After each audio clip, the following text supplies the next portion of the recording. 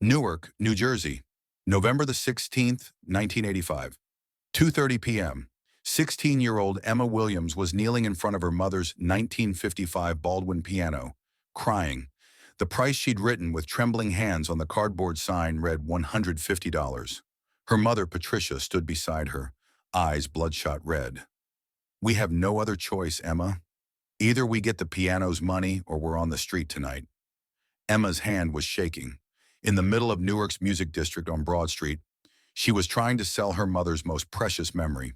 They were 3 months behind on rent, and the landlord had given them a final ultimatum.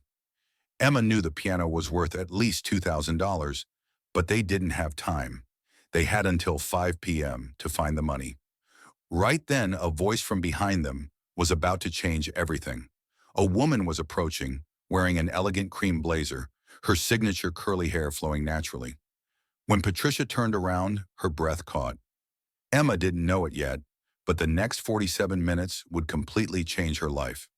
Before I share this story with you, if you want to discover the most touching moments in music history, please don't forget to subscribe to the channel and turn on notifications.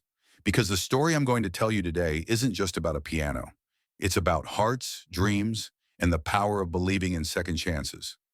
Emma Williams' story began 8 months earlier, in March 1985.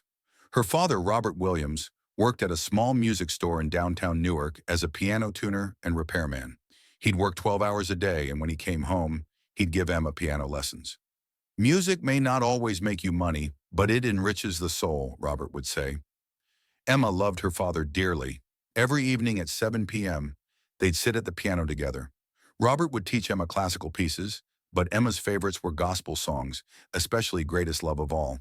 "This song makes me feel like I can do anything," Emma would say. Robert would smile. "Whitney Houston is one of those rare people who can turn hope into music, baby girl." But one Sunday morning in March, everything changed. Robert got up at 6 a.m. like always and made breakfast. When he went upstairs to wake Emma, he stopped in the stairs having trouble breathing. Patricia ran to his side. "Robert, what's wrong?" Robert couldn't say anything. He clutched his chest and collapsed. Heart attack. The ambulance came within 12 minutes, but it was too late. Robert Williams, at 47 years old, died before his daughter's eyes. Emma never forgot that morning. Her father's last look, her mother's scream, the piano's sudden silence. After the funeral, devastating truth came out. Robert's music store had gone bankrupt 6 months earlier. He owed money everywhere. The apartment lease was 6 months behind. His life insurance had been canceled. Patricia and Emma finally understood how hard Robert had tried to protect them. The man who smiled every evening while teaching piano was actually carrying a crushing financial burden. The months after Robert's death were a nightmare. Patricia hadn't held a steady job in 15 years. She applied everywhere, but doors kept closing. Emma thought about dropping out of school. "Mom, I can find a job." Patricia cried every time. "No, Emma. Your father's last wish was for you to finish your education and follow your music." But their situation grew desperate. They missed rent payments month after month. The landlord, Mr. Morrison, was losing patience. "I'm telling you for the last time, $450 by November 15th or you're out." Patricia worked cleaning offices until midnight. Emma delivered newspapers and babysat. But their combined income only added up to about $200 a month. Rent was $150, utilities $40. Patricia stopped eating regular meals, but Emma could see her mother getting thinner. In September, Emma made a heartbreaking decision. "Mom, we have to sell your piano," Patricia froze. "No, Emma. That piano is your father's legacy." "Dad wouldn't want to see us on the street," Emma said, tears filling her eyes. "The piano is just an object, but we have each other." Patricia cried until dawn, but Emma was right. They had no choice. The 1955 Baldwin piano had been given to Patricia by her grandmother on her wedding day. Patricia had been the church pianist at New Hope Baptist, where she'd met Robert. When Emma was born, she'd play gospel hymns instead of lullabies. Emma's first clear word wasn't mama or dada. It was music. Now that precious piano was going to be sold. Patricia called music stores first. "I can give you $150, take it or leave it," one owner said. "The piano market is slow. Everyone wants electric keyboards now. They all made similar low offers. Patricia fell into deeper desperation. Mr. Morrison's final ultimatum came like a death sentence. Friday, November 15th, by 5 p.m., $450 cash or you're out Monday. Emma came up with a desperate idea. Mom, let's take it to Broad Street near the music district. Maybe someone will appreciate what it's really worth. Patricia hesitated. Selling a piano on the street felt like begging. We have no other choice, Emma said. On Thursday evening, neighbors helped them load the piano onto a borrowed truck. Patricia touched the keys one last time. Forgive me, Grandma. Forgive me, Robert. Emma couldn't sleep that night. She sat at the piano until dawn, playing Greatest Love of All one last time. I'm sorry, Dad, she whispered. November 15th, 1985, Friday. Newark woke up to a gray, cold day. Emma and Patricia arrived at Broad Street at 9 a.m. They positioned the piano on the sidewalk and Patricia wrote on cardboard, Urgent sale, $150, 1955 Baldwin piano. Excellent condition. When Emma saw the price, she protested. Mom, this piano is worth 15 times that amount. Patricia looked at her daughter with exhausted eyes. Because Emma, we need money today, not next month. The first hour brought no interest. People walked by without stopping. The second hour was slightly more promising. A middle-aged man stopped. How much? $150, Patricia said hopefully. The man laughed. A Baldwin for $150? What's wrong with it? It works perfectly, Emma said quickly. We just need to sell it urgently. The man looked suspicious. Is it stolen? Because $150 is ridiculously cheap. Emma's eyes filled with tears. No, sir. It belonged to my father. He passed away. The man walked away anyway. Something's definitely wrong with it, he muttered. Noon came with no buyers. Emma and Patricia were hungry and desperate. They had $3.40 between them. Go get yourself something to eat, Patricia told Emma. Emma refused. You eat, Mom. But Patricia didn't eat either. They sat silently beside the piano, watching their last hope slip away. It was 2 p.m. when real panic set in. Still no buyers. Patricia started crying quietly, covering her face. Emma had never seen her mother completely collapse. Patricia had always been the strong one, but now she was utterly defeated. Emma hugged her mother tightly. Don't cry, Mom. Someone will buy it. But Emma was falling apart inside too. When 2:30 arrived, both women were crying openly beside the piano. Two souls in desperation on a cold Newark street. People passed by without looking, lost in their own worlds. But someone was watching from 20 meters away. Beside a music store window, a woman stood observing. Elegant cream blazer, signature curly hair, an unmistakable presence. Whitney Houston. That day had been emotionally difficult for Whitney too. 1985 had been a whirlwind year despite her growing success. Her debut album was climbing the charts, but Whitney felt overwhelmed. The pressure was intense and she missed the simple days of singing in church with her mother, Sissy. That morning, she'd told her assistant, I need time alone. I'm just going to walk around Newark, see the old neighborhood. Coming to Broad Street was coincidental. She wanted to visit old music stores from her childhood. While walking, she noticed Emma and Patricia beside the piano. At first, she almost kept walking, but then she saw the instrument clearly. A 1955 Baldwin piano, the same model her grandmother had owned. Whitney loved pianos. They were her first musical love. She moved closer, reading the sign that said $150. She was shocked. It was absurd for such a beautiful instrument. Then she looked at Emma, 16 years old, eyes red from crying, and her mother completely broken down. Whitney's heart ached instantly. She remembered her own family's struggles when she was young, times when Sissy worried about bills. Whitney knew financial desperation, and in these women's faces, she recognized that familiar terror of losing everything. But should she get involved? Maybe this wasn't her place, but Whitney had never been that kind of person. She was someone who acted from the heart.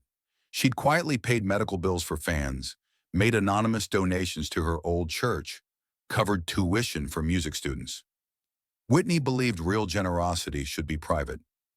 People who broadcast their good deeds aren't really helping others.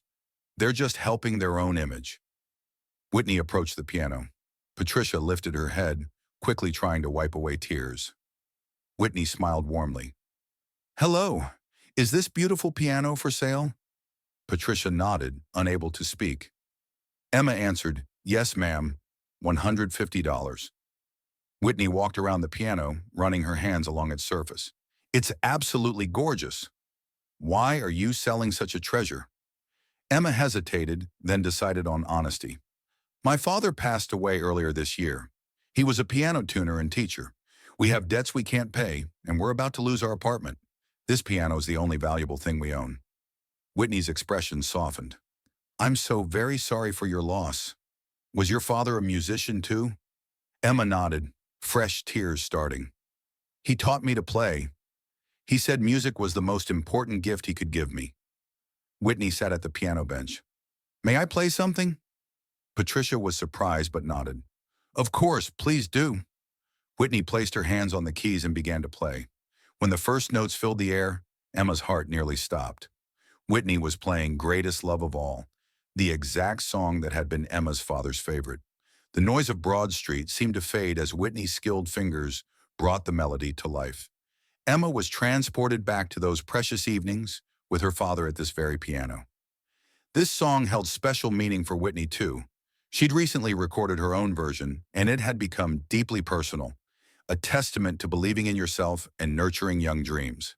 When Whitney finished, a small crowd had gathered. People had stopped to listen to the beautiful music. No one applauded immediately. They stood in respectful silence. Whitney lifted her hands from the keys and looked at Emma. "This piano has a beautiful voice. Your father took exceptional care of it." Emma wiped away tears. "Thank you so much. That was incredible." Whitney stood gracefully. "So, has anyone offered to buy this piano yet?" Emma shook her head sadly. "Not yet, but we're still hoping." Whitney reached into her purse and pulled out her wallet. Emma's heart raced. But what Whitney did next was something Emma could never have imagined. Whitney pulled out $500 in cash and held it toward Emma. "This money is yours." Emma was shocked. "What?" "No, I don't understand."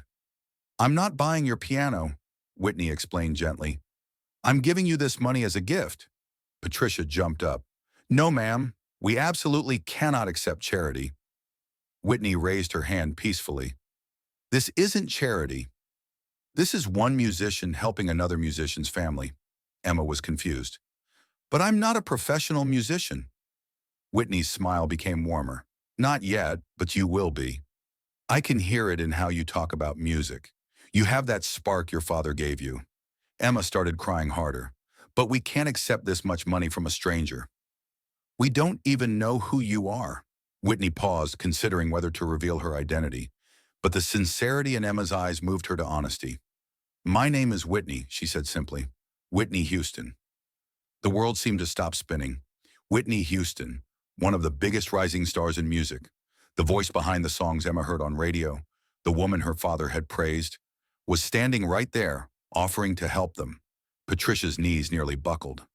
"My God," she whispered, "you're really—" Whitney laughed gently.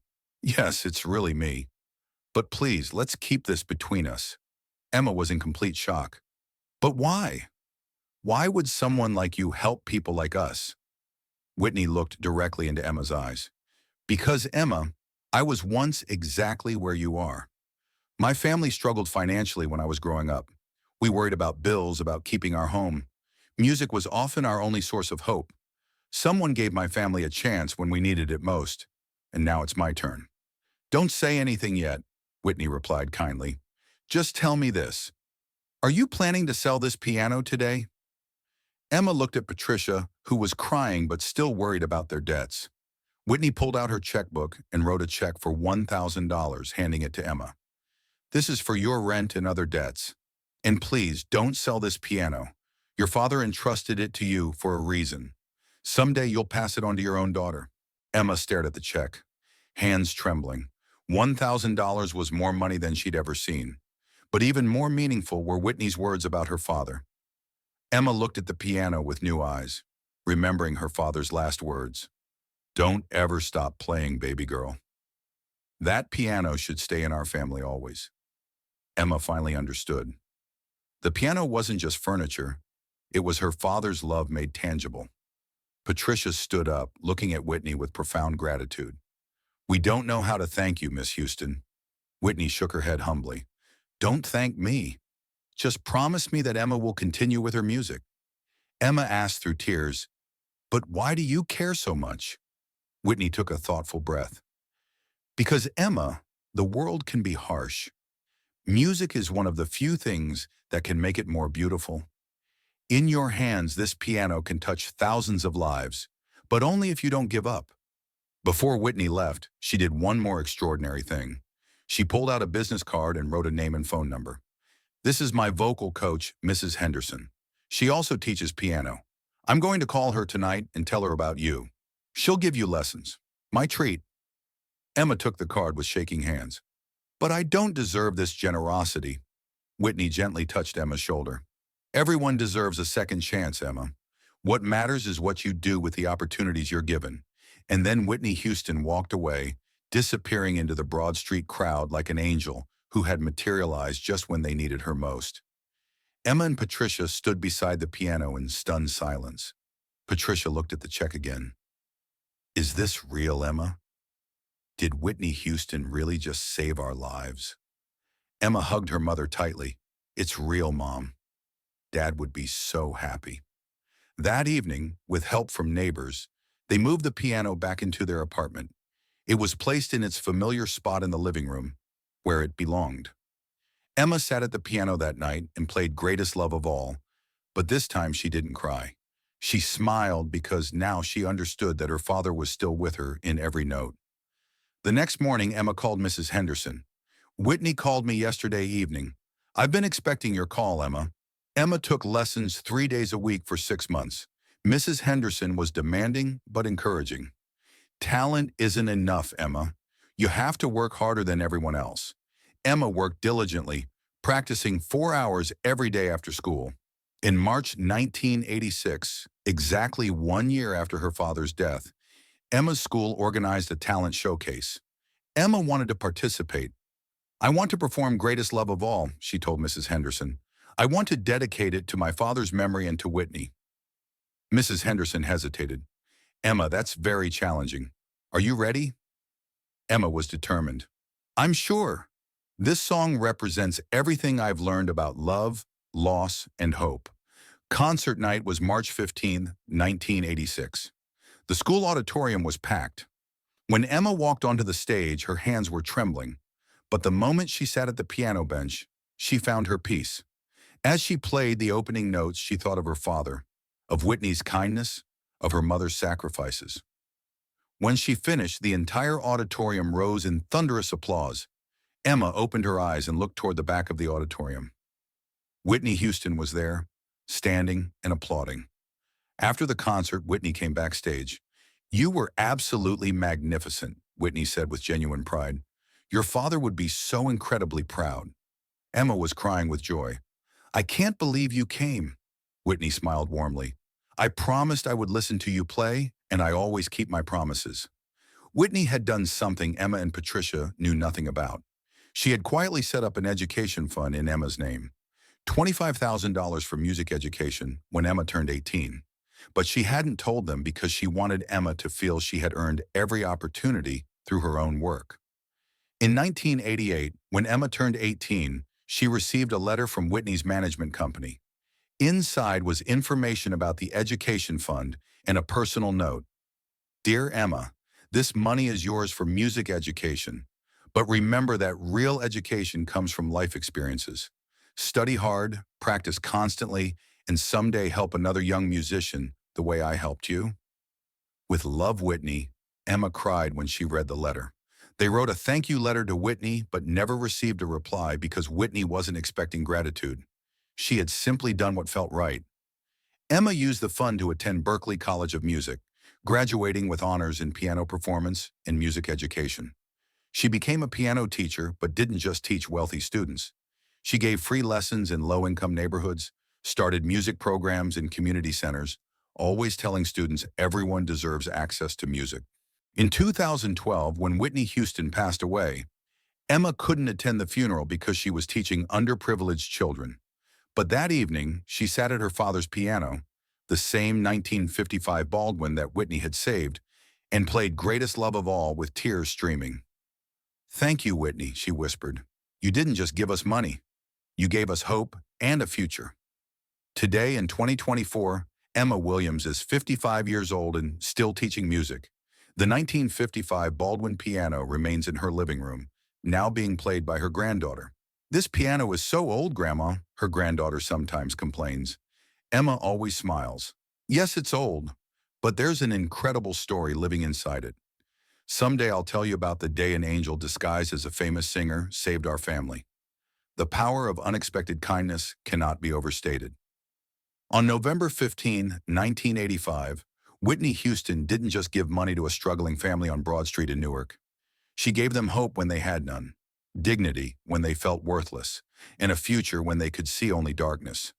Whitney didn't have to stop that day. She could have walked past like everyone else. But she stopped because that's who she was. Someone who understood struggle, who believed in music's transformative power, and who never forgot where she came from. Emma Williams' story isn't just about being rescued from financial disaster.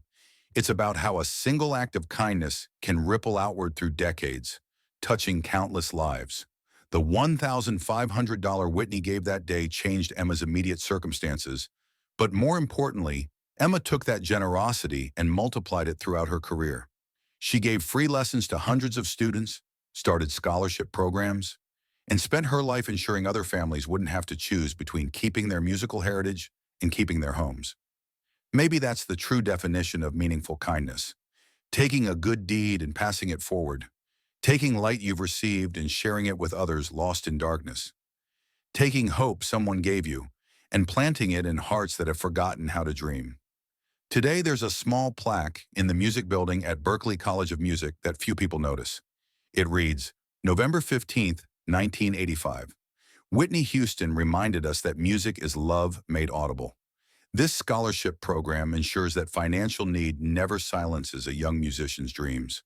Because some stories are too important to forget. Some moments of grace should echo through generations. And the kindness Whitney Houston showed on that cold November day in Newark will continue reverberating through every life Emma touches, every student she teaches, every family she helps keep their music alive. That's not just charity, that's legacy. That's the power of believing that everyone deserves a chance to let their light shine.